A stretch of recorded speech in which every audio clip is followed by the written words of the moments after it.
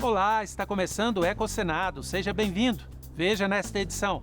A água usada na produção rural se transforma em um biofertilizante. Começamos a trabalhar agora no mês passado e já podemos ver que onde já foi feita uma primeira aplicação já teve um bom resultado, porque a gente já viu a diferença do crescimento da alface, porque o crescimento foi além do que a gente estava acostumado sem a alga. Pequenos produtores investem na agrofloresta, um jeito sustentável de produzir alimentos. Quanto mais espécies, mais resistente e resiliente a minha área vai ficar. Se a gente observar um ecossistema natural, eu sempre vou ter uma diversidade muito grande de espécies. Nunca vou ter, na natureza eu não encontro uma monocultura, eu só encontro policultura. A arte a serviço da ciência. Conheça o mundo fascinante da ilustração botânica. Você colocar no papel o que você está vendo na realidade, você colocar as características descritivas de uma planta para saber identificar ela. Assim, eu tento prestar atenção na questão de quantas folhas tem, como elas se encaixam, a relação dela com as flores. E a luta para preservar a arara azul. A arara azul, que já foi considerada uma espécie em perigo, está atualmente classificada como vulnerável. Infelizmente, sua beleza, docilidade e habilidades vocais a tornaram alvo de captura ilegal.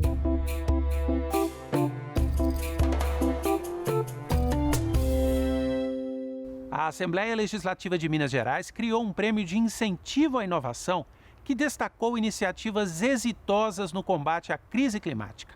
O Ecocenado vai mostrar 2 projetos premiados. Uma das propostas reutiliza a água gasta em diferentes produções para fazer um biofertilizante com microalgas. Veja na reportagem da TV Assembleia. O que uma criação de tilápias e uma fábrica de cervejas podem ter em comum? Não é só a combinação do peixinho frito com aquela gelada. É que as duas produções usam água, muita água, que quase sempre é descartada no meio ambiente. Mas uma empresa do interior de São Paulo descobriu um novo uso para o material. A água das duas produções serve para alimentar microalgas, e esses micro-organismos são a matéria-prima de um biofertilizante. Isso em si já aumenta o nosso impacto ambiental positivo, mas também a nossa economia em relação aos custos produtivos. E o produto como um todo é um produto que tem um impacto ambiental positivo também no solo. Ele auxilia a recuperação do solo, ele auxilia o crescimento da microvida, que normalmente um fertilizante químico mineral, ele não tem esse papel, ele normalmente degrada o solo ao longo do tempo. Daniel tem um sítio em Florestal, na Grande BH. A produção é toda orgânica, num sistema de agrofloresta, diversificada, sem monocultura. Ele apostou no biofertilizante e não se arrependeu. A equipe da Biotech Blue está fazendo as aplicações e nem precisa de equipamentos de proteção, já que o produto não faz mal à saúde nem ao meio ambiente. Daniel comemora ter encontrado uma maneira de melhorar a produção de forma consciente e sustentável. Começamos a trabalhar agora no mês passado e já podemos ver que onde já foi feita uma primeira aplicação já teve um bom resultado, porque a gente já viu a diferença do crescimento da alface, porque o crescimento foi além do que a gente estava acostumado sem a alga. Eu estou aqui em outro sítio que é quase vizinho ao do Daniel. Aqui também há preocupação com o meio ambiente e com a saúde das pessoas.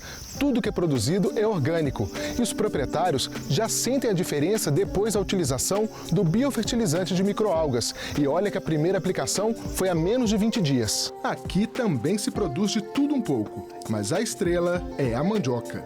Uma lavoura que parece até uma mata, de tão densa.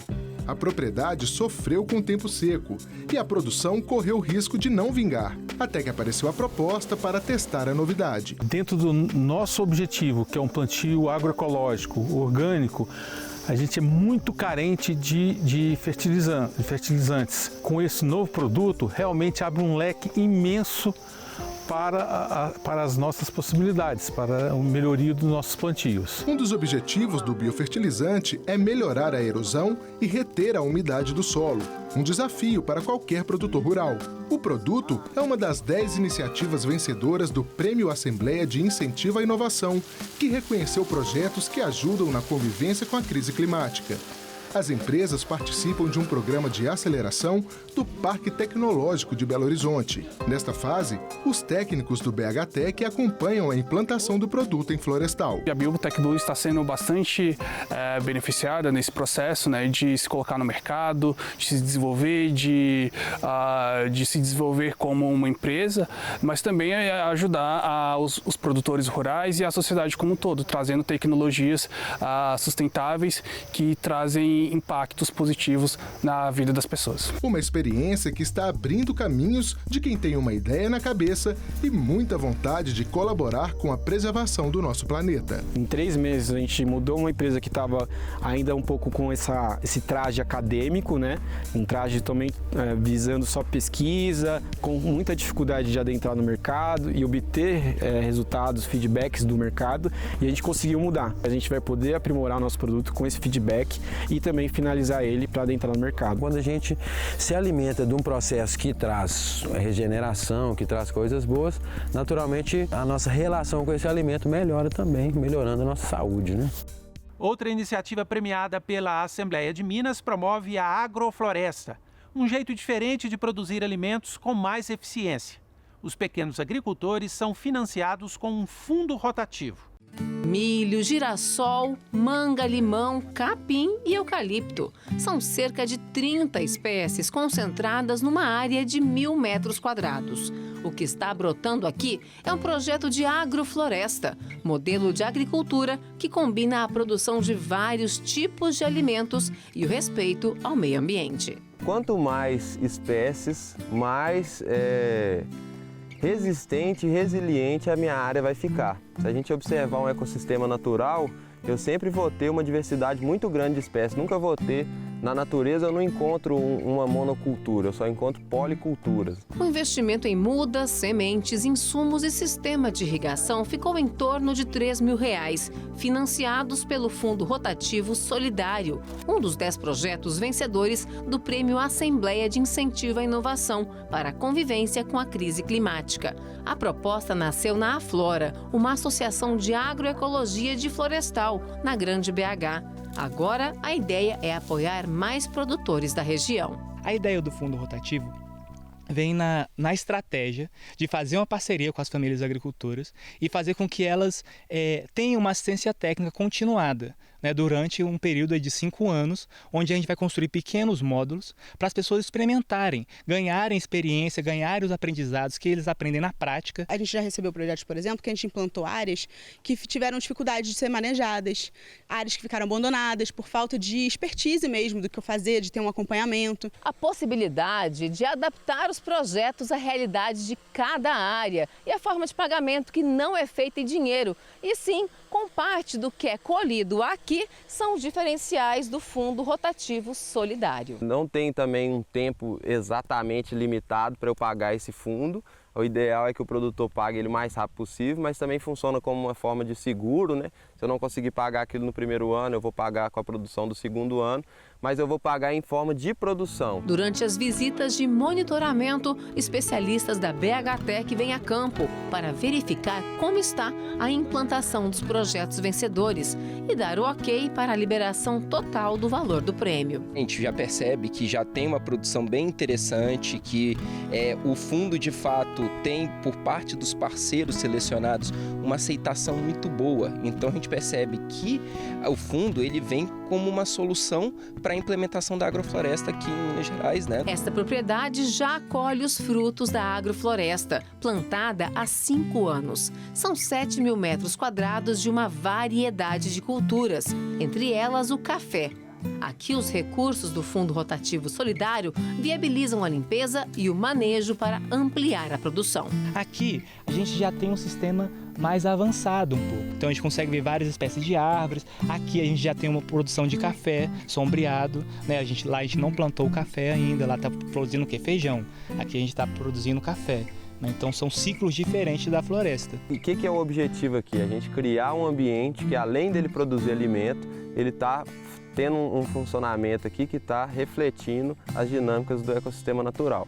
A maior parte dos resíduos orgânicos das cidades brasileiras é despejada em aterros sanitários e lixões, gerando o chorume, que pode contaminar o solo e as águas subterrâneas. Uma saída para esse problema é a compostagem, um processo biológico de reciclagem que transforma o lixo orgânico em adubo natural. Alguns tipos de restos de alimentos, fezes de animais herbívoros e resíduos de áreas verdes se decompõem pela ação de fungos, bactérias e outros micro-organismos e viram uma espécie de terra preta rica em humus e nutrientes. O método vermicompostagem usa também minhocas, que aceleram o processo. Esse adubo natural pode ser usado na agricultura, em jardins e em hortas, substituindo produtos químicos. Ele auxilia, inclusive, na recuperação de áreas degradadas. O outro processo seguro para o tratamento de resíduos orgânicos é a biodigestão, que produz o biogás. As pinturas sobre temas da flora brasileira atravessaram o tempo e o espaço. Mesmo com o avanço da tecnologia na reprodução de imagens, as formas e os traços executados pelas mãos permanecem imprescindíveis no registro científico e no estudo da natureza que queremos preservar. O Ecosenado convida você para um passeio pela ilustração botânica. Desde os tempos em que se abrigavam dentro das cavernas, os homens se dedicaram a desenhar imagens de plantas e outros seres vivos. Mesmo hoje, com tecnologia de ponta, alta resolução e computação gráfica, o desenho à mão livre persiste e mostra o seu valor. A arte caminha lado a lado com a ciência. Seria muito difícil, praticamente impossível, contar a história do Brasil colônia sem os desenhos e pinturas dos primeiros estudiosos europeus que passaram por aqui. A natureza, os indígenas, os desbravadores, nossos costumes, tudo começou por lá. O Espaço Senado Galeria recebeu a exposição Brasil Aflora, a arte da ilustração botânica. São 17 aquarelas de flores brasileiras, algumas já bem conhecidas e outras nem tanto, mas todas surpreendentes na beleza dos detalhes. Victoria amazônica é a Vitória régia. Essa é fácil. Mas Amphilophium crucigerum é o pente de macaco. Já o nome científico do pequi, Cariocar brasiliensis. O maracujá vermelho é Passiflora coccinea. Você comeria a flor do Myrrhineo atropurpurinum, sabendo que é a flor do carrapato? Esses exemplos de arte em perfeita harmonia com a ciência são produtos da equipe do Centro de Ilustração Botânica do Paraná.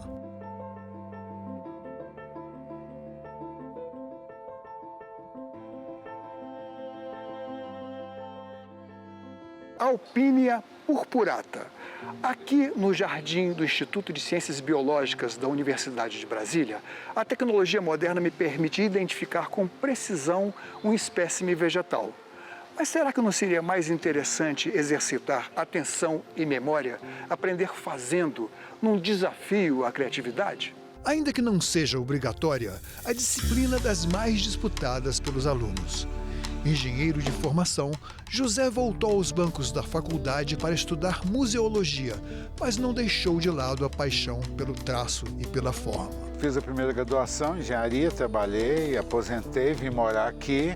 Aí vi o projeto 60 a mais. Minha filha me inscreveu, que minha filha é funcionária do GDF, acabou me inscrevendo, já chegou lá com a minha inscrição pronta. E eu escolhi museologia, porque eu queria uma relação com a arte, mas o curso que mais se aproximava era museologia. Eu queria mesmo era desenhar.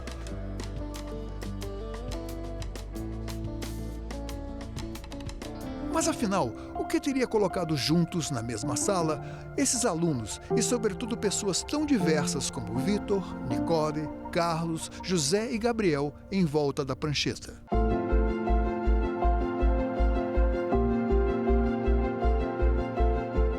Doutorado em Ciências Naturais, o biólogo Marcos Antônio Ferraz inaugurou a disciplina de Ilustração Botânica na Universidade de Brasília.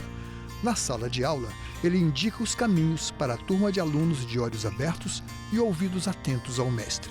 Ele é metódico, ele consegue te ensinar bem, as dúvidas que você tem, ele tira sem problema. Não é aquele professor que vai te fazer sentir acuado em perguntar as coisas. é esse tipo de professor. Ele faz você se sentir bem com o seu trabalho, você melhorar ao longo da disciplina. Junta duas coisas que biólogos gostam muito, que é plantas e desenho. Aí é esse combo perfeito, muito bom.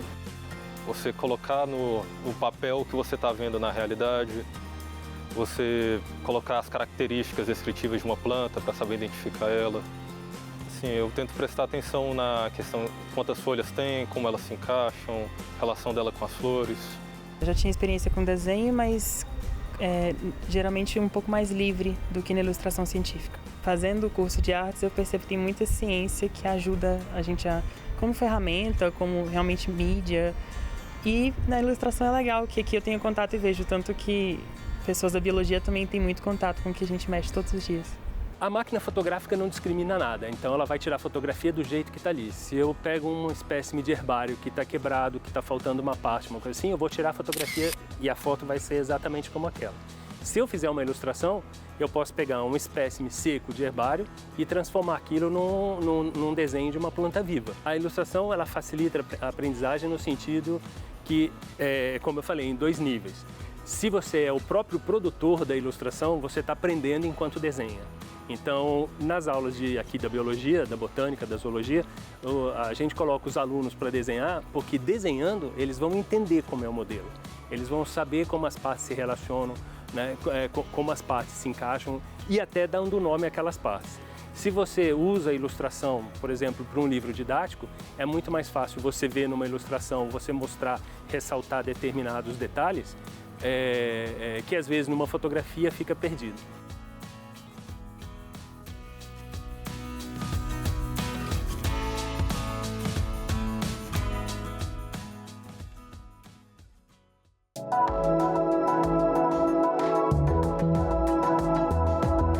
Pesquisadores da Universidade RMIT, na Austrália, desenvolveram um método inovador para reutilizar a borra de café na produção de concreto ecológico.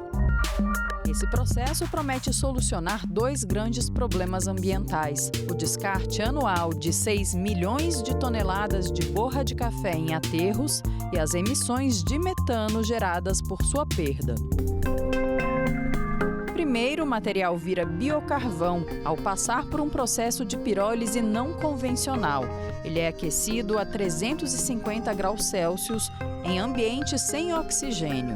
Essa metodologia não emite CO2 e consome menos energia em comparação com a pirólise tradicional, que exige temperaturas superiores a 700 graus Celsius. O biocarvão substitui 15% da areia usada no concreto tradicional, resultando em um material quase 30% mais resistente. Sua estrutura porosa melhora a aderência do cimento, aumentando a durabilidade do concreto, o que torna o material sustentável e eficiente. Segundo um dos líderes do estudo, o objetivo é ampliar o uso da pirólise com essa tecnologia para outros tipos de resíduos orgânicos, criando materiais de alto valor agregado para a construção civil. Veja agora o que foi notícia no Brasil e no mundo em nosso Giro Ambiental. De janeiro de 2023 a abril de 2025, o estresse térmico em níveis de branqueamento atingiu 83,7% das áreas de recifes de corais no mundo. Os dados são da Administração Nacional Oceânica e Atmosférica dos Estados Unidos, o NOAA. Segundo a instituição, este é o maior evento global de branqueamento registrado até o momento. O último recorde foi entre 2014 e 2017, quando foram impactadas 68,2% das áreas. Mais de 912 mil hectares foram queimados no Brasil entre janeiro e março de 2025, segundo o MAP Biomas. O dado apresenta uma redução de 70% em relação ao mesmo período de 2024. 78% da área afetada é de vegetação nativa. A Amazônia foi o bioma que mais sofreu, tendo 774,5 mil hectares atingidos. A Comissão de Meio Ambiente e a Comissão de Educação do Senado Federal debateram em audiência pública os desafios da educação ambiental. Uma educação comprometida com a proteção da biodiversidade e com o desenvolvimento socioambiental sustentável é fundamental para a garantia da vida com qualidade no planeta. Não temos dúvidas de que a educação para a proteção ambiental ou qualquer outra nomenclatura que utilizemos é um estratégico meio para promover a transformação social para a construção de um novo projeto societário, sustentável e mais equilibrado. Na ocasião, especialistas defenderam a revisão curricular e a formação dos professores. A educação ambiental, ela precisa ser integradora, ela precisa ser crítica e ela precisa ser transformadora. É isso que o Conselho Nacional entende. Outra audiência pública no Senado, desta vez na Comissão de Relações Exteriores, discutiu o posicionamento do Brasil no Tratado Global de Combate à Poluição por Plásticos. Nós queremos um acordo que ele resolva o problema ambiental, que ele proteja corretamente o meio ambiente, não só o meio ambiente, mas a saúde humana. Nós queremos também que esse acordo ele preste atenção na questão do desenvolvimento socioeconômico, com ênfase à questão dos trabalhadores informais, ao empoderamento socioeconômico dos catadores de materiais recicláveis. Sou catador de material reciclável, com muito orgulho, moro em Natal, Rio Grande do Norte. Atualmente presido a Aliança Internacional de Catadores. Nesse momento que eu estou falando aqui, eu estou com catadores que estão falando lá na Colômbia, discutindo o tratado de plástico, outros na África discutindo o fechamento de lixão, outros na Ásia falando de biogás. Então a gente tem essa consonância a nível internacional e somos sim referência no modelo de organização de catadores, não só para a América Latina, né, como a gente tem a rede lá, que também para o mundo. A nossa conversa para a discussão do Tratado Internacional de Plástico é simples e categórica. Quem é a primeira pessoa que põe a mão na embalagem quando ela deixa de ser um produto que as pessoas consomem? Na grande maioria do planeta, são os catadores. Ela é vítima da exploração comercial e, por isso, precisa ser protegida. No quadro Espécies Ameaçadas, nós apresentamos hoje a arara azul. Suas cores vibrantes, as penas impressionantes e o bico extremamente forte, capaz de romper os frutos mais resistentes. Essas são algumas características notáveis da arara azul. Com cerca de 28 centímetros de comprimento e 1,5 kg, ela é uma das maiores representantes de sua família. A arara azul, que já foi considerada uma espécie em perigo, está atualmente classificada como vulnerável. Infelizmente, sua beleza, docilidade e habilidades vocais a tornaram alvo de captura ilegal, o que representa uma ameaça à sua sobrevivência. Além disso, a ave também foi vítima de exploração comercial no mercado de animais de estimação, tanto nacional quanto internacional. Suas penas eram frequentemente usadas na confecção de colares indígenas e cocares, que eram vendidos como souvenirs. Atualmente, essa espécie é encontrada em apenas 3 grandes regiões geográficas no Brasil e em países vizinhos como Bolívia e Paraguai. E nós ficamos por aqui. Obrigado pela companhia. Para rever este e outros programas, acesse o site senado.leg.br/tv ou nosso canal no YouTube. Até o próximo Eco Senado. Tchau!